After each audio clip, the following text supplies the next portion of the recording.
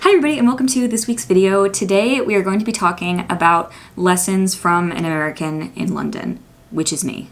That's who I am. My name is Katie if you've never been to this channel before, and I moved to Scotland when I was 22, and now when I was 23 I moved back to London. So I have been here for about over 2 years now, and I feel like I have learned a lot of lessons that would be helpful to people who are planning on moving here. Some of them are going to be a little bit more ethereal because that's the type of person I am, and I can't make a video without making it a little mystique, one could say. But then there will be also concrete things that you should actually do. But yeah, subscribe if you're interested in this type of content and go check out my Instagram. I have some exciting projects coming up that will be released shortly, so stay tuned. So before we get started on the video, I wanted to tell you guys about today's sponsor, Amber Students. So did you guys know that there are over 250 million students who live abroad? And did you also know that 70% of them live off campus? So that is what Amber is here to help with. So I know that a lot of you guys who are watching this video are planning to move abroad, maybe even planning to move to London or England. But in sort of these big cities, the real estate market can be incredibly hard to navigate. And in my own experience moving to London, it took a massive amount of research, and it took me over 6 weeks to find a place to live, and I was actively searching that whole entire time. And the other thing is that I had a place to live during that time, so if you don't, a lot of students sort of end up spending a lot of money on either Airbnbs, or I've even known some people who end up staying in a hostel when they've just freshly moved to a new country.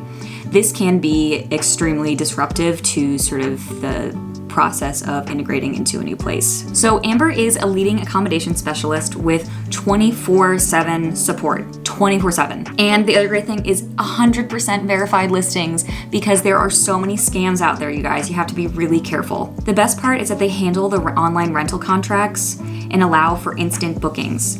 They also have fully integrated global payments, which is such a help. Usually, without a bank account in your country of study, it's extremely difficult to transfer funds. And they even help with paperwork and finding the right roommate for you. I've worked with Amber for over a year now, and I can say that they are a lovely company to work for, and I highly recommend checking out the link in my description and also in the pinned comment. Thank you guys. Let's get back into it. The number one thing that I would recommend for living in London, which this wasn't my number one advice previously, is get cell phone insurance. Hey, you should really get cell phone insurance. My phone has now been stolen in Europe 2 times. I was pickpocketed once in Italy.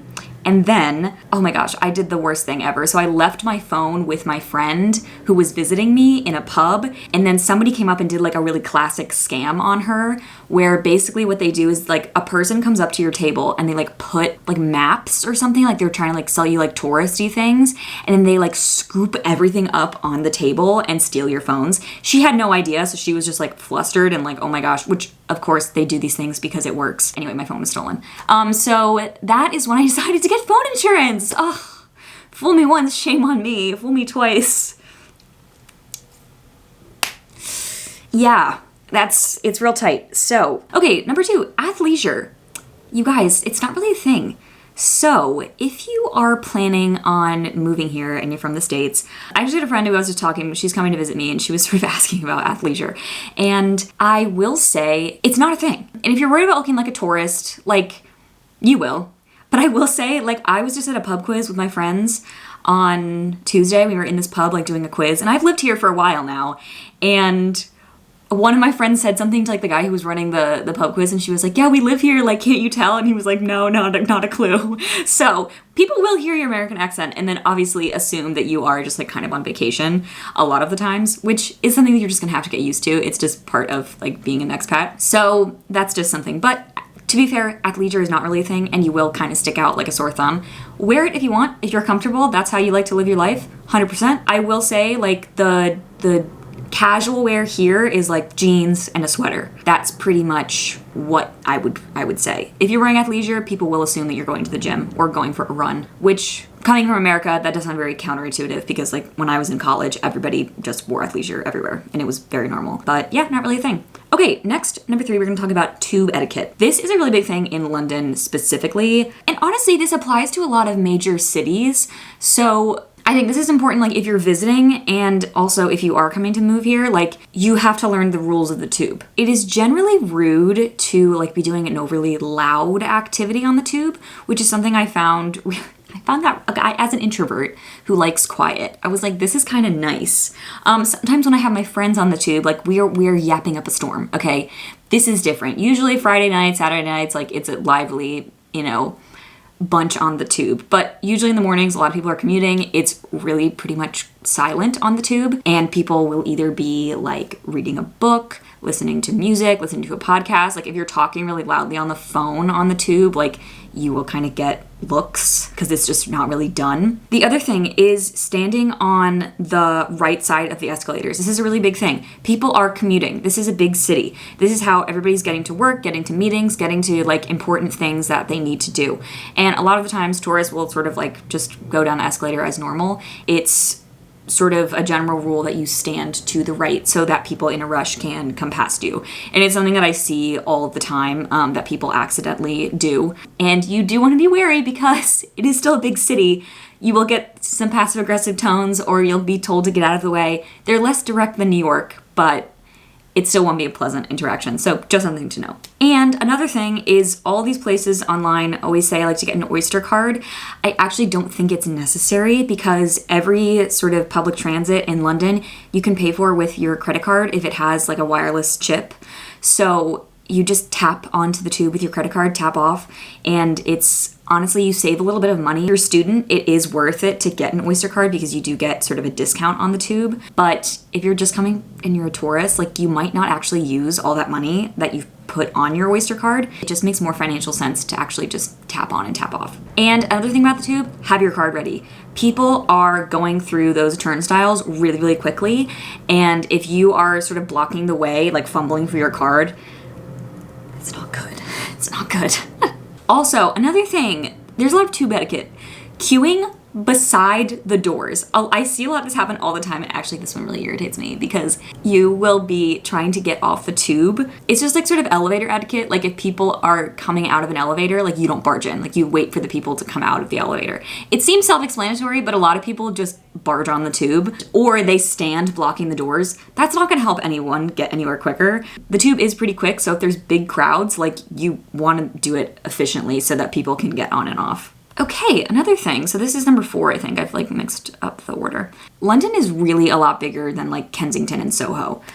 Those are sort of the areas that you will see online that if you follow your favorite influencer or, or YouTuber, like they are going to sort of show you a lot of like the big touristy areas. That's a lot of like the pictures that you're gonna see. That's where a lot of like the big things to see are. And don't get me wrong, those places are absolutely amazing and they are worth it to see.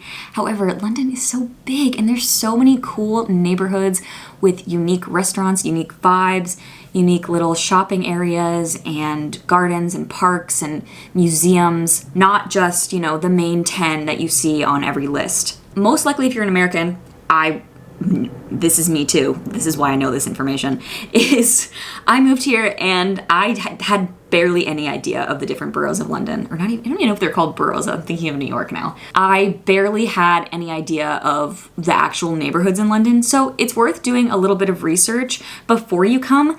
But honestly, you won't get a feel for the place unless you actually go there and sort of see it for yourself. So I think once you get to London, if you haven't really settled on a place to live yet, it is worth your time to go like just check out a couple different areas because people know the big ones. They know like Notting Hill, they know Kensington, Mayfair, but these are people with like, millions of pounds who are living there with, for the average person living in London, there are actually there are a lot of really cool places to live. Number 5, I think, most cafes and pubs, you just seat yourself. I see this happen all the time. People get really confused in pubs. Like you go in, you're kind of like, do I wait for someone to give me a seat? Because there's sometimes food being served, but then sometimes there's not.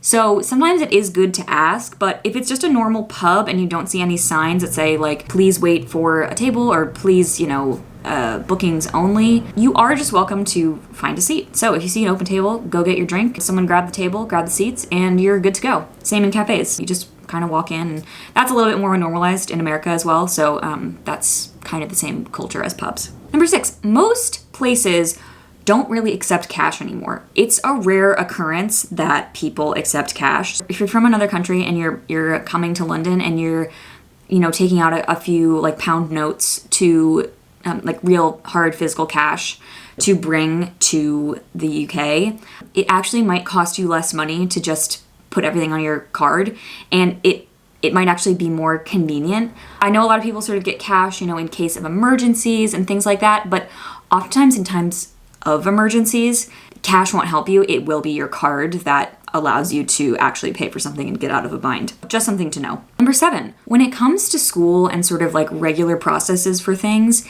it can take a lot longer for you to get answers or for you to get any paperwork that you need back. So patience is really a virtue in this country because, for example, I didn't get my exam results, so my degree results, for almost 2 months after I finished my program and got my initial results. So in the UK, like once you finish your degree, it gets sent to like an outside body of examiners who like look at what you've done, which is not the case in the US. Like usually it's just your professor and they're like, cool, you're done, and then you're done. But I actually had to wait. I knew that I had passed because I got good marks, but I didn't actually get the paperwork saying like you have your degree until 2 months after the fact, which can be a bit frustrating. And then also I am in the process of applying for my next visa. So there are just so many things like that will be very frustrating, which leads me into my next category. This one is we're back to the ethereal advice. Okay, we're back.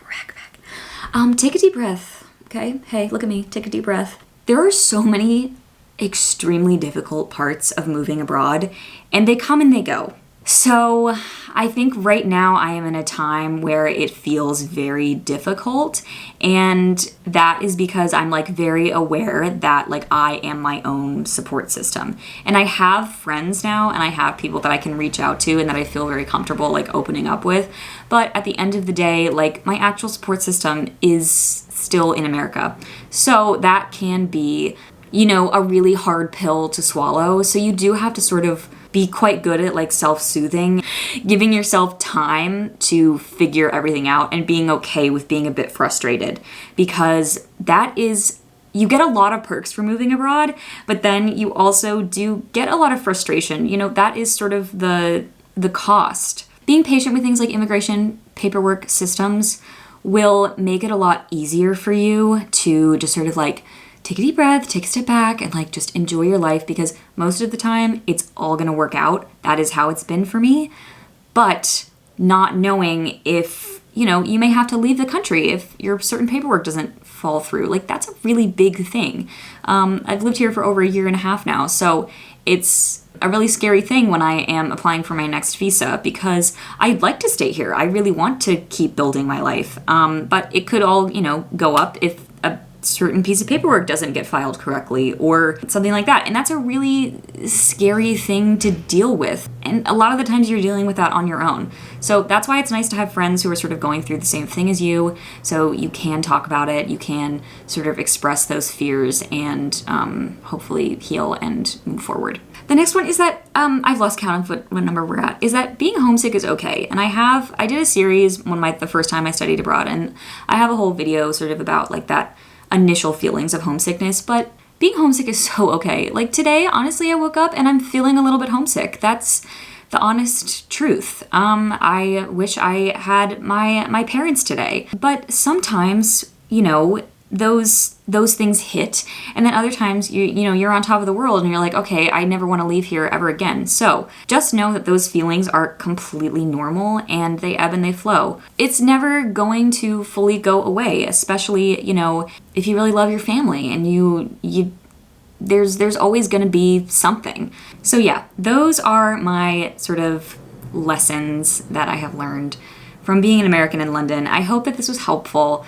If you are sort of just moved here or just moved to the UK and you're struggling with something, leave it down in the comments below. I have honestly such a supportive audience, so I'm sure that somebody will write you back something lovely. And if you have any questions, please leave them down below and I will try to answer them to the best of my ability, or maybe in a future video. If you like this video, subscribe, give it a like, comment, and be sure to check out Amber if you are looking for a place to live, because I think they're great. So thank you guys so much for watching, and Lisa says to have fun. So go have fun. Okay, peace out.